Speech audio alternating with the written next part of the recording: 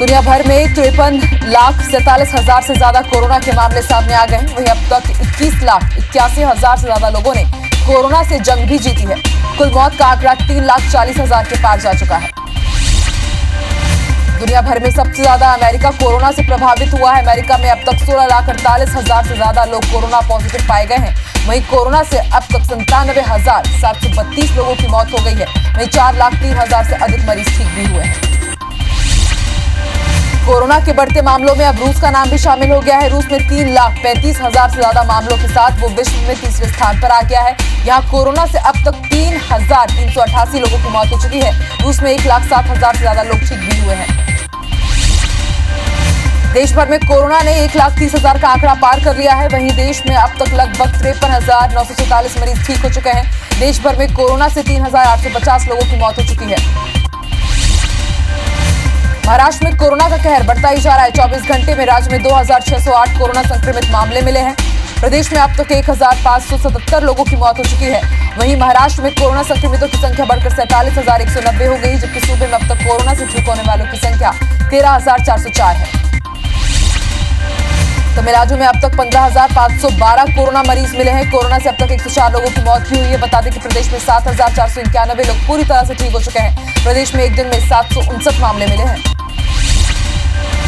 गुजरात में भी एक दिन में 396 नए मरीज मिले हैं। अब तक 13,669 कोरोना पॉजिटिव मिल चुके हैं। प्रदेश में अब तक 829 लोगों की मौत हुई है। वहीं 6,169 लोग कोरोना को हराकर घर जा चुके हैं।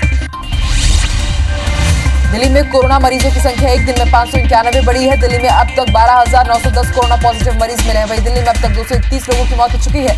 कोरोना की रोकथाम के लिए सीएम अरविंद केजरीवाल लगातार हालातों पर नजर बनाए हुए हैं। कांग्रेस नेता और सांसद राहुल गांधी ने आज मजदूरों से बात की। कांग्रेस ने श्रमिकों के बीच बातचीत की डॉक्यूमेंट्री जारी की है। 17 मिनट 17 सेकंड के वीडियो में मजदूरों का दर्द दिखाया गया है।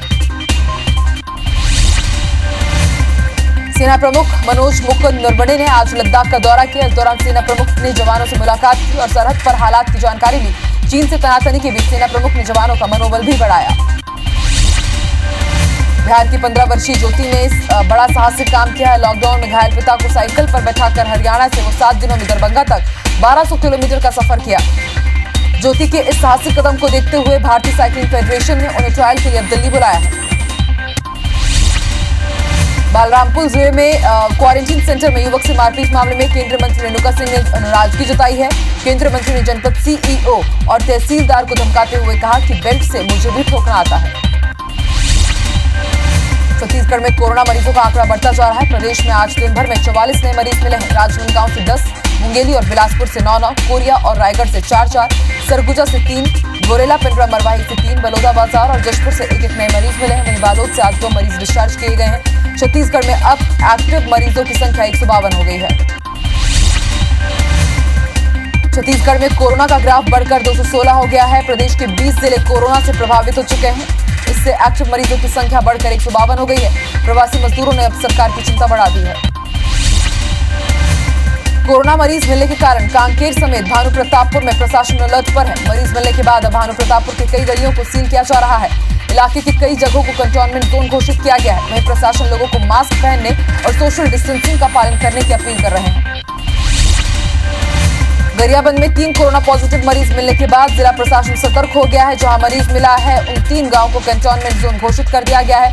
वहीं कोरोना मरीजों के संपर्क में आने वाले लोगों की हिस्ट्री खंगाली जा रही है, जिसके बाद सभी को क्वारंटीन सेंटर में भेजा जाएगा।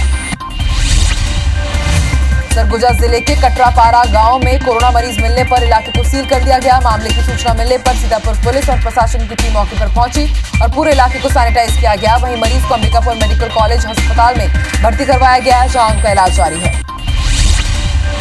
अंबिकापुर मेडिकल कॉलेज के पास अग्रसेन धर्मशाला को आइसोलेशन केंद्र बनाया गया है, लेकिन यहां की अव्यवस्था से परेशान वार्डवासियों और पार्षदों ने गंभीर आरोप लगाए हैं। वहीं लोगों ने व्यवस्था दुरुस्त करने या फिर आइसोलेशन केंद्र को दूसरी जगह शिफ्ट करने की मांग की है। बालोद जिला में लगातार कोरोना संक्रमण का ग्राफ बढ़ता जा रहा है। जिले के 12 अलग अलग क्षेत्रों को कंटेनमेंट जोन में रखा गया है। जिले की डोंडी लोहरा ब्लॉक को रेड जोन घोषित कर दिया गया है। बता दें कि ब्लॉक के 7 गांव में कोरोना संक्रमित मरीज मिले हैं, जिसके बाद पूरे 7 गांव को पूरी तरह से सील कर दिया गया। दूसरे जिले में फंसे मजदूरों की घर वापसी जारी है। आज धमतरी में 52 मजदूरों को स्पेशल ट्रेन से उनकी घर वापसी कराई गई। धमतरी पहुंचने के बाद सभी मजदूरों की स्क्रीनिंग की गई और उसके बाद उन्हें क्वारंटीन किया गया। आपको बता दें, धमतरी जिले से अब भी 865 लोग बाहर फंसे हुए हैं। मध्य प्रदेश में मरीजों की संख्या 6000 के पार हो गई है। कोरोना से प्रदेश में अब तक 281 लोगों ने जान गंवाई है। वहीं 3267 मरीज कोरोना से जंग जीतकर डिस्चार्ज हो चुके हैं। कोरोना के एक्टिव मरीजों की संख्या 2823 हो गई है। स्वास्थ्य विभाग ने मध्य प्रदेश के कोरोना मरीजों की संख्या अगले महीने और भी बढ़ने की आशंका जताई है। इसे लेकर स्वास्थ्य विभाग ने कलेक्टर को पीपीई किट, मास्क और आईसीयू को तैयार रखने के निर्देश दिए हैं। आपको बता दें, विभाग ने जून महीने में सबसे ज्यादा केस आने की आशंका जाहिर की है।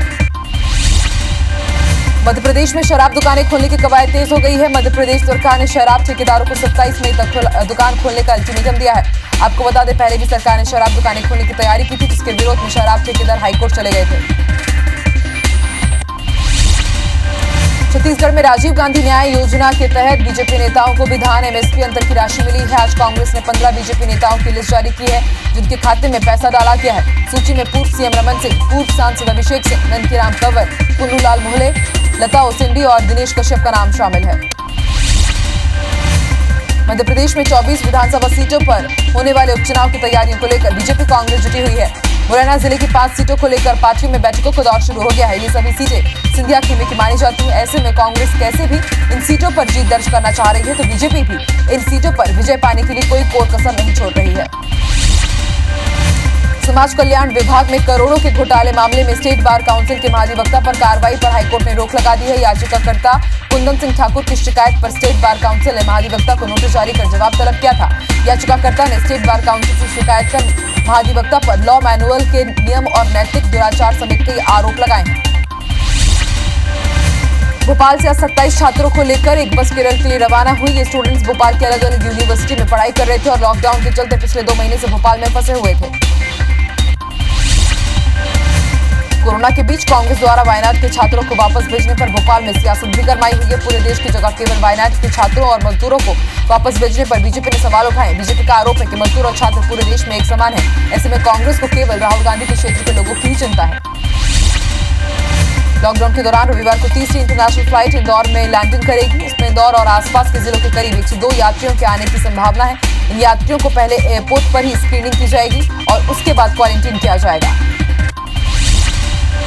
मध्य प्रदेश में लगातार बढ़ रहे कोरोना मरीजों की संख्या पर पूर्व मंत्री जीतू पटवारी ने चिंता जाहिर करते हुए भाजपा पर जमकर निशाना साधा है। उन्होंने कहा, सीएम शिवराज सिंह चौहान ने कोरोना संकट पर मध्य प्रदेश को ऑटो मोड पर डाल दिया है। किसी को कुछ भी हो, अब सरकार को उससे कोई फर्क नहीं पड़ता। मुख्यमंत्री और स्वास्थ्य मंत्री एक बार इंदौर, उज्जैन नहीं गए हैं। प्रदेश की हालत बेहद चिंताजनक है। मध्य प्रदेश में सरकार ने रेड जोन जिलों की शहरी सीमा छोड़कर प्रदेश के सभी 52 जिलों में शराब की दुकान खोलने के लिए आदेश जारी कर दिया है। कुछ जिलों में दुकानें खुल भी गई हैं, लेकिन कुछ कारोबारियों ने सरकार से मांग को लेकर दुकानें नहीं खोली है। कारोबारियों की मांग है कि लॉकडाउन के समय की लाइसेंस फीस माफ की जाए। फिलहाल दुकान न खोलने वाले कारोबारियों को नोटिस दिया गया है। मुरैना में सोशल डिस्टेंसिंग का उल्लंघन करने वालों पर पुलिस ने गुटखा कारोबारी के खिलाफ मामला दर्ज किया है। लॉकडाउन में तंबाकू उत्पादों पर प्रतिबंध लगा हुआ है, जिसके हटते ही लोगों की भीड़ गुटखा खरीदने के लिए जमा हो गई। इस दौरान लॉकडाउन के नियमों का पालन नहीं किया गया, जिसके चलते पुलिस ने व्यापारी रतनलाल मंगल के खिलाफ मामला दर्ज कर लिया है। शिवपुर नगर पालिका के एक कर्मचारी ने एसडीएम के आदेश को बदलकर उसमें फर्जी हस्ताक्षर कर समय और तारीख बदल दी। फर्जी आदेश निकालने वाला कोई और नहीं बल्कि नगर पालिका में पदस्थ राजस्व निरीक्षक अशोक धुलिया है। एसडीएम रूपेश उपाध्याय ने नगर पालिका सीएमओ को पत्र लिखकर जवाब मांगा है।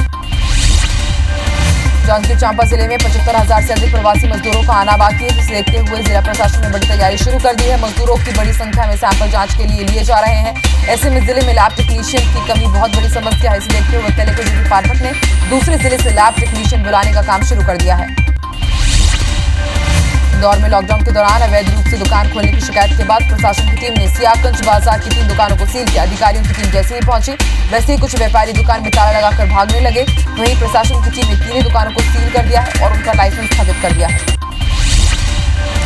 सीहोर में गेहूं खरीदी केंद्र पर किसानों ने चक्का जाम कर दिया। नाराज किसानों ने साइलो खरीदी केंद्र में ताला जोड़कर विरोध किया। वहीं किसानों ने बताया कि मैसेज आने के बाद भी गेहूं खरीदी नहीं हो रही है। सागर में स्वास्थ्य व्यवस्थाओं की पोल खोलती एक तस्वीर सामने आई है। इसमें एक बुजुर्ग अपनी बीमार पत्नी को हाथ ठेले पर लेटाकर अस्पताल ले जा रहा है। मामला कोतवाली थाने क्षेत्र के बाड़ा बाजार इलाके का है। मामले का वीडियो सोशल मीडिया पर जमकर शेयर हो रहा है। बड़ी बात यह है कि इस दौरान किसी ने भी बुजुर्ग की मदद नहीं की। इंदौर के आजाद नगर थाना क्षेत्र में ईद के त्योहार को देखते हुए फ्लैग मार्च निकाला गया, जिसमें पुलिस व जिला प्रशासन के वरिष्ठ अधिकारी सहित पुलिस बल, रैपिड एक्शन फोर्स का एक दल मौजूद रहा। ईद के त्योहार पर शांति व्यवस्था एवं कानून व्यवस्था बनाए रखने के लिए ये फ्लैग मार्च निकाला गया। लोगों ने उत्साहवर्धन स्वरूप सकारात्मक सहयोग प्राप्त हुआ।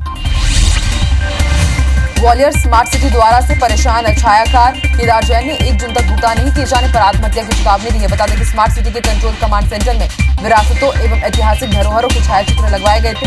इन छायाचित्रों का भुगतान 7 महीने के बाद भी नहीं किया गया, जिससे परेशान छायाकार ने आत्महत्या की चेतावनी दी है। सतना में पति ने अपनी ही पत्नी को कुदाल से हमला कर मौत के घाट उतार दिया। घटना के बाद से आरोपी फरार बताया जा रहा है। वहीं पुलिस ने आरोपी के खिलाफ हत्या का मामला दर्ज कर लिया, तलाश शुरू कर दी है। बता दें कि आरोपी बेरोजगार था और आए दिन अपनी पत्नी पर मायके से पैसे लाने का दबाव बनाता था। नारायणपुर जिले में मामूली विवाद पर एक दोस्त ने दूसरे दोस्त की चाकू से गोदकर हत्या कर दी। घटना की सूचना मिलते ही पुलिस मौके पर पहुंची और आरोपी पंकज मलिक को गिरफ्तार कर लिया। वहीं बाद में मृतक के शव को पोस्टमार्टम के लिए जिला अस्पताल रवाना किया गया। बिलासपुर के सिम्स अस्पताल में भर्ती मजदूर की इलाज के दौरान मौत हो गई है, जिसके बाद शव को पोस्टमार्टम रूप में सील किया गया। आपको बता दें, मजदूर 20 मई को पुणे से लौटा था और सर्दी खांसी बुखार के लक्षण के बाद सिम्स में भर्ती हुआ था। वहीं मजदूर की मौत के बाद कोरोना की जांच के लिए सैंपल भेजे गए हैं। मुंगेली के सीतापुर क्वारंटीन सेंटर में एक प्रवासी मजदूर की मौत हो गई। फिलहाल स्वास्थ्य विभाग बीमारी के लक्षण के लिहाज से पोस्टमार्टम के लिए शव को बिलासपुर भेज चुकी है। वहीं सैंपल की जांच के लिए रायपुर भेजा गया है। मृतक 10 मई को हैदराबाद से लौटा था। इसके बाद उसे सीतापुर में रखा गया था, जहां उसकी 2 दिन से तबीयत खराब चल रही थी। नरसिंहपुर के गोटेगांव थाना क्षेत्र के विक्रमपुर में प्लांट की जमीन को लेकर 2 पक्षों के बीच खूनी संघर्ष हो गया। संघर्ष में एक व्यक्ति की मौके पर ही मौत हो गई। वहीं 7 से अधिक लोग घायल हुए हैं, जिन्हें इलाज के लिए अस्पताल में भर्ती करवाया गया है। वहीं घटना के बाद मौके पर पुलिस बल तैनात किया गया है। सुकमा जिले में पुलिस और सीआरपीएफ की टीम को बड़ी सफलता मिली है। जिले के कुकानार इलाके से 2 नक्सलियों को गिरफ्तार किया गया है। आपको बता दें कि दोनों इनामी नक्सलियों ने इलाके में कई वारदात को अंजाम दिया। साथ ही दोनों पर पुलिस पार्टी पर हमले और आईईडी लगाने का भी आरोप है। छिंदवाड़ा के पिपला नारायणवार पुलिस चौकी क्षेत्र में युवक की पिटाई का वीडियो वायरल हो रहा है। वीडियो में प्रधान आरक्षक और आरक्षक मिलकर युवक की पिटाई कर रहे हैं। वीडियो वायरल होने के बाद अतिरिक्त पुलिस अधीक्षक ने दोनों पुलिसकर्मी को लाइन अटैच कर दिया है। वहीं घटना की जांच एसडीओपी को सौंपी गई है। रायगढ़ के जूट मिल थाना क्षेत्र में एक दवा व्यवसायी के यहां चोरों ने 6 लाख रुपए से भरा बैग पार कर दिया। घटना के तकरीबन घंटे भर बाद कारोबारी को चोरी का पता चला, जिसके बाद पुलिस को मामले की सूचना दी गई। सूचना के बाद पुलिस की टीम डॉग स्क्वाड की मदद से आरोपी की तलाश कर रही है। पत्थलगांव में विद्युत उपकरणों की चोरी करने वाले बड़े गिरोह का पुलिस ने पर्दाफाश किया है। पुलिस ने गिरोह के सरगना समेत 5 आरोपियों को गिरफ्तार किया है और इनसे चोरी का सामान भी जब्त किया गया है। बता दें कि गिरोह किसानों के खेतों में सिंचाई के लिए लगाए गए महंगे विद्युत उपकरणों की चोरी कर दूसरे जिलों में बेच देते थे। सतना के पालिका बाजार में 2 पुस्तक विक्रेताओं के बीच व्यावसायिक प्रतिस्पर्धा के चलते मारपीट हो गई। मौके पर मौजूद लोगों ने इसकी सूचना पुलिस को दी। पुलिस के पहुंचने के बाद मामला शांत हुआ। इस दौरान मारपीट का सारा दृश्य दुकान में लगे सीसीटीवी कैमरे में कैद हो गया। वहीं पुलिस ने व्यापारियों के खिलाफ मामला दर्ज कर लिया है। कार्रवाई शुरू कर दी गई है। बलरामपुर जिले के रघुनाथ नगर में नाबालिग से शादी का झांसा देकर दुष्कर्म का मामला सामने आया है। आरोपी पीड़िता को शादी का झांसा देकर भगा ले गया था। इस दौरान आरोपी ने नाबालिग से दुष्कर्म की घटना को अंजाम दिया। पीड़िता के परिजनों की शिकायत पर पुलिस ने मामला दर्ज कर लिया है। आरोपी युवक को गिरफ्तार कर लिया है। सीहोर जिले में बदमाशों ने सीएमओ की कार और घर में आग लगा दी, जो कुछ ही देर में जलकर खाक हो गई। वहीं आग लगने की घटना सीसीटीवी में कैद हो गई है। घटना के वक्त सीएमओ और उनका पूरा परिवार घर पर ही मौजूद था। गनीमत यह रही कि कोई बड़ा हादसा नहीं हुआ। बालाघाट के तिरोड़ी तहसील के पूनिया में मैग्नीज के अवैध उत्खनन पर कार्रवाई की गई। मैग्नीज के अवैध उत्खनन की लगातार मिल रही सूचना पर तहसीलदार ने कार्रवाई की। कार्रवाई में लगभग 1.5 टन से ज्यादा मैग्नीज जब्त किया गया है। वहीं कार्रवाई की सूचना मिलती है अवैध उत्खनन करने वाले लोग भाग खड़े हुए। बलरामपुर जिले के जोधपुर गांव में मनरेगा के तहत राशि गबन करने का मामला सामने आया है। गांव के रोजगार सहायक पर आरोप है कि उसने महिला मजदूर के खाते से अंगूठा लगवाकर पैसे निकाल लिए। वहीं महिला जब बैंक पहुंची तब मामले का खुलासा हुआ। आखिरकार रोजगार सहायक से तंग आकर ग्रामीणों ने इसकी शिकायत एसपी से की। वहीं एएसपी ने मामले में जांच के निर्देश दिए। ईद को देखते हुए इंदौर शहर में थाना स्तर पर बैठकों का दौर जारी है। शनिवार को खजराना थाना क्षेत्र में बैठक आयोजित की गई, जिसमें एएसपी, एडीएम और सीएसपी मौजूद रहे। बैठक में मुस्लिम समाज के मौलवी, धर्मगुरु व प्रतिनिधियों ने भी अपनी उपस्थिति दर्ज कराई। बैठक के दौरान सभी ने एकमत होकर निर्णय लिया कि ईद की नमाज घरों में ही अदा की जाएगी। दुर्ग जिले में चांबर भिलाई की युवा विंग ने शहर के सभी सैलून में सैनिटाइजर, मास्क और किट बांटकर सैलून संचालकों को जागरूक किया। साथ ही सभी से अपील की कि सावधानी के साथ औजारों को सैनिटाइज करें और ग्राहकों का ध्यान रखें ताकि कोरोना संक्रमण ना फैले।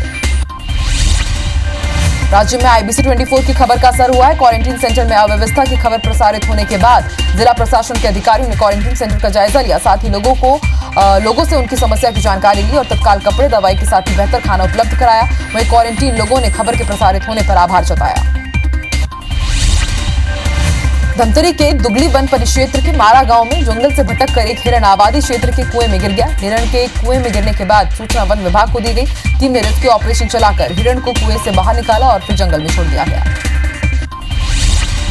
छत्तीसगढ़ में अचानक कोरोना के बढ़ते मामले में ऑनलाइन फूड ऑर्डर पर असर डाला है। जहां एक समय ऑनलाइन फूड डिलीवरी की परमिशन मिलने के बाद लोग शौक से ऑनलाइन ऑर्डर कर रहे थे, वहीं अब लोग ऑनलाइन ऑर्डर से परहेज कर रहे हैं।